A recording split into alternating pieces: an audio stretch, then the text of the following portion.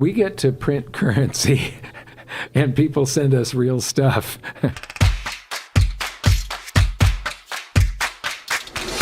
If you don't approve of tariffs, what do you think is the best way to address the massive trade imbalance? Under Biden, he had the 4 largest trade deficits in the last 20 years and his 4 years plus 49% over Trump.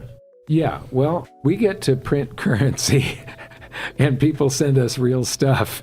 So being the world's reserve currency is one of the things that causes the trade imbalance. The trade imbalance, if you look at charts going way back, it's really started right after Nixon took us off of gold in 71, something that is left over from the Bretton Woods agreements of 1944 when the U.S. dollar became the world's reserve currency. And there's, I believe it is the Triffin paradox. I think his name was Robert Triffin, came up with that if there's one reserve currency, there's demand for that currency in the rest of the world always. So we have to be an exporter of currency, which means we need to be an importer of goods to be able to export that currency. When we used gold, and the entire world was on a gold standard, and by the way, I've often said gold standards suck. Gold is great, but gold standards are just a way of being able to cheat gold again. But gold naturally balances all economies. If the government wants to do a bunch of deficit spending, they have to borrow in the private markets. When they borrow in the private markets, interest rates go up. When interest rates go up, business slows down, and there's a certain balance where the government actually gets less revenue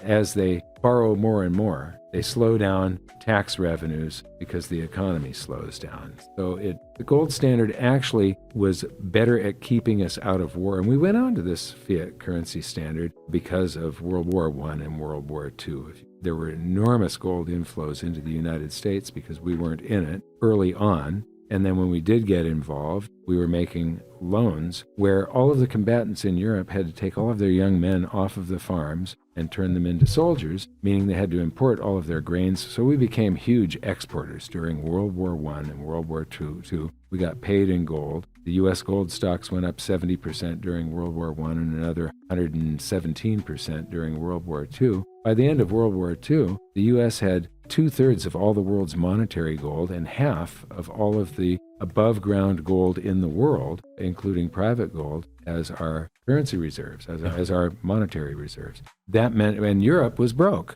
They had spent all of their gold, but we had loaned them dollars and U.S. treasuries. Since their central banks were full of U.S. dollars and treasuries, we ended up on the Bretton Woods system.